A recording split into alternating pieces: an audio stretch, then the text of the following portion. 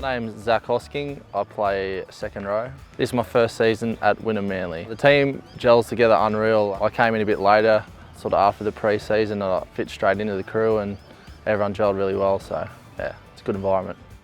The EV2 gear's unreal. The material's really good. We're out in the paddock, very light, and pockets come in handy when you're walking around before training. Yeah, the fans are quite vocal here up in the chook pen, and fans will love the gear just as much as they would the beers on the hill.